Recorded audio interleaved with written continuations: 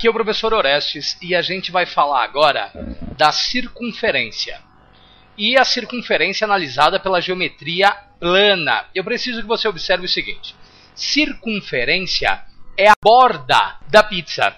Círculo é a parte onde está o recheio, né? Isso bem a grosso modo, só para a gente comparar. Observa, o segmento que sai do centro e vai até uma extremidade qualquer é o raio da circunferência. Um segmento que corta a circunferência em dois pontos A e B, mas que não extrapola a circunferência, é uma corda. Além da corda, a gente deve observar o seguinte.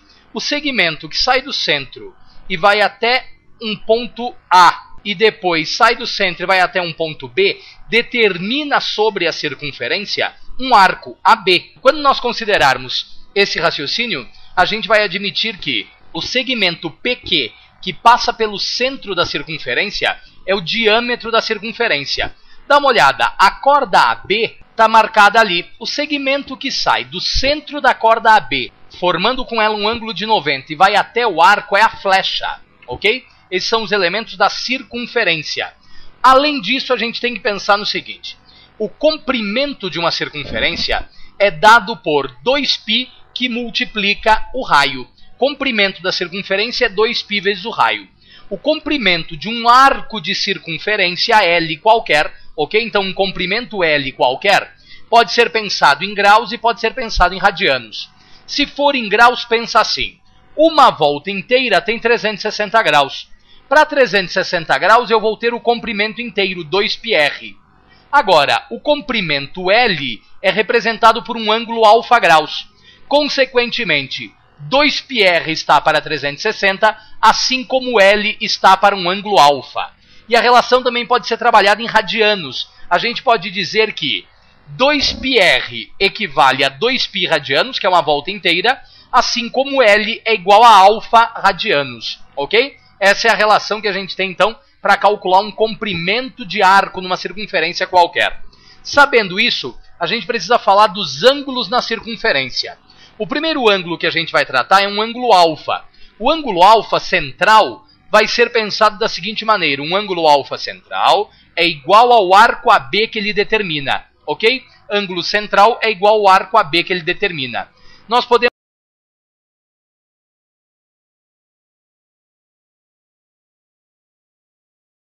metade do arco AB que ele determina, ok? Ângulo inscrito alfa é a metade do arco AB determinado por ele. Podemos ter um ângulo de segmento. O ângulo de segmento a gente parte do seguinte pressuposto. Imagina que nós temos ali uma reta determinando um arco AB e aí lá no ponto A a gente vai passar uma tangente. O ângulo entre essa tangente e a reta AB é o ângulo de segmento, um ângulo alfa. Ângulo de segmento também é metade do arco AB determinado sobre a circunferência, ok? Depois do ângulo de segmento, a gente vai falar do ângulo excêntrico interior. Ângulo excêntrico interior é formado por duas cordas que não passam pelo centro. A gente vai dizer que o ângulo excêntrico interior é um ângulo alfa. Ele determina de um lado um arco AB e do outro lado um arco CD. A gente vai dizer que o ângulo excêntrico interior é o arco AB mais o arco CD, tudo isso dividido por 2. Além do ângulo excêntrico interior, a gente tem ângulo excêntrico exterior. O ângulo excêntrico exterior é formado por duas secantes.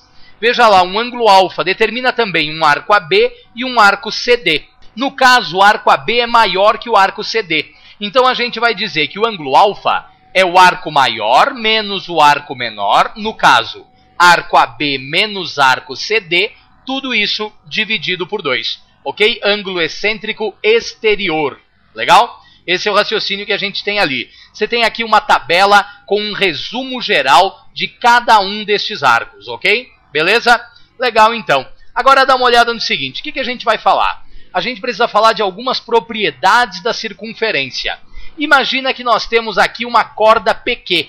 O segmento que sai do centro e vai até a corda, formando com ela ângulo de 90 graus, divide a corda em exatamente 2 pedaços iguais. Então, o segmento que sai do centro e intercepta a corda, formando ângulo de 90 graus, divide ela em 2 partes iguais.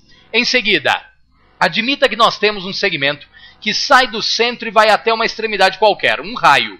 A reta tangente naquele ponto T de tangência forma com o raio ângulo de 90 graus, ok? A reta tangente lá naquele ponto T vai formar um ângulo de 90 graus. Nós podemos ter ainda o seguinte: duas tangentes traçadas a partir de um ponto O em relação a uma circunferência determinam dois segmentos iguais. Quer dizer que o segmento OA é igual ao segmento OB, ok? Em seguida, a regra aqui diz o seguinte: admita que o segmento que nós vemos ali é um diâmetro da circunferência. Qualquer ponto da semicircunferência unido aos extremos do diâmetro determina um triângulo retângulo. E lá naquele ponto nós temos um ângulo de 90. Então veja, eu tenho o ponto P, ele se une aos extremos do diâmetro, e nós temos ali um triângulo retângulo. Tenho também um ponto P2, que quando se une aos extremos do diâmetro, determina um ângulo de 90 lá no ponto P2. Ok? Propriedades da circunferência. Vamos continuar. A próxima relação é o teorema de Pitot. O teorema de Pitot consiste no seguinte: se uma circunferência estiver inscrita a um quadrilátero qualquer, nós diremos o seguinte: diremos que a soma dos lados opostos é igual. Então, segmento AB mais segmento CD é igual a segmento BC mais segmento AD, ok? Em seguida, nós temos também o teorema de Ptolomeu. O teorema de Ptolomeu consiste em termos uma circunferência circunscrita a um quadrilátero. A regra diz que o produto das diagonais desse quadrilátero é igual à soma do produto dos lados opostos. Então dá uma olhada. Diagonal 1 vezes diagonal 2 é igual a lado AB, que multiplica lado CD, mais lado BC, que multiplica lado AD. Além disso, eu quero que você observe uma coisa. Quando um quadrilátero está inscrito numa circunferência, a soma dos ângulos opostos sempre é igual a 180 graus, ok? Quadrilátero inscrito numa circunferência tem soma dos ângulos opostos igual a 180 graus. Depois a gente precisa falar a respeito das relações métricas. Pensa assim: admita que existam duas cordas em relação a uma circunferência. Uma corda AB e uma corda CD. Note que essas duas cordas se interceptam num ponto P. A partir disso, nós vamos dizer o seguinte: segmento PA vezes segmento PB é igual a segmento PC vezes o segmento PD. Da mesma maneira, eu posso ter duas secantes em relação à circunferência.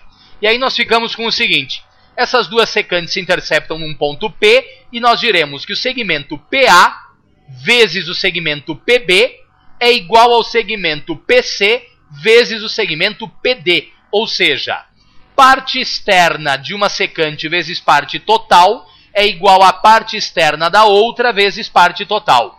Assim como eu posso ter uma secante e uma tangente. Observa, as duas se interceptam num ponto P. Segmento que sai de P e vai até o ponto T de tangência é a parte externa, mas também é a parte total. Então nós diríamos que PT vezes PT, que nos dá PT ao quadrado, é igual a PA vezes PB, ok? Relações métricas da circunferência. O que mais nós precisamos falar? Precisamos observar o seguinte: temos agora que falar a respeito do círculo. Como eu disse antes, circunferência equivaleria à borda de uma pizza.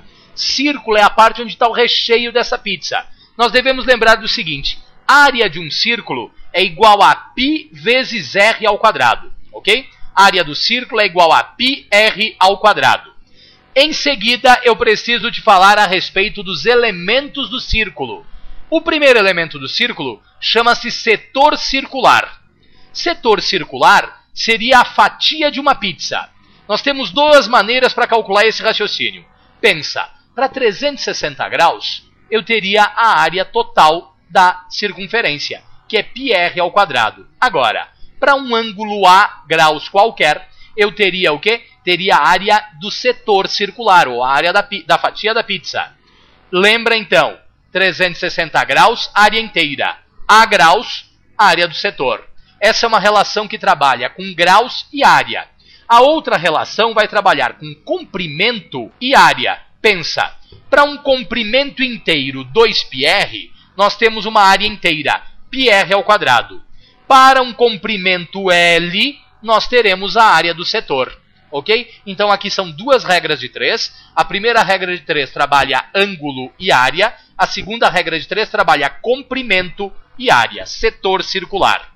Teremos também o segmento circular. Observe, o segmento circular é uma parte da fatia.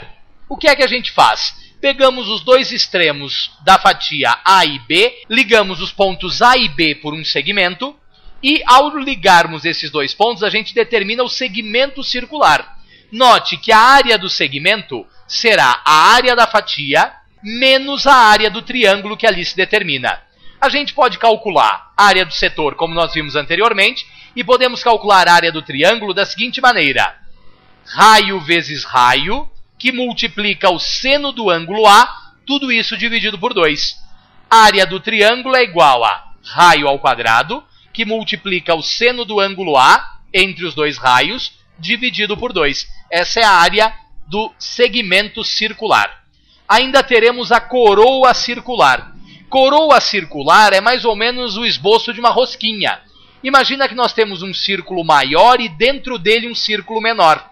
A coroa circular é a área do círculo maior menos a área do círculo menor. Ou seja, o círculo menor tem raio Rzinho. O círculo maior tem raio Rzão. Então nós diremos que a área da coroa é área maior πrzão ao quadrado menos πrzinho ao quadrado. Podemos colocar o π em evidência e dizer que a área da coroa é π que multiplica rzão ao quadrado menos rzinho ao quadrado. Ainda, a área da coroa é π que multiplica produtos notáveis. Rzão quadrado menos rzinho quadrado pode ser entendido como quadrado do primeiro menos quadrado do segundo. Pelos princípios de produto notável, a gente vai dizer o seguinte. A área da coroa é π que multiplica rzão mais rzinho vezes rzão menos rzinho. Ou seja, a área da coroa é igual a π que multiplica a soma dos raios menos a diferença dos raios. Esse é o raciocínio para a coroa circular. Nós falamos aqui então de circunferência e círculo, ok? Até mais!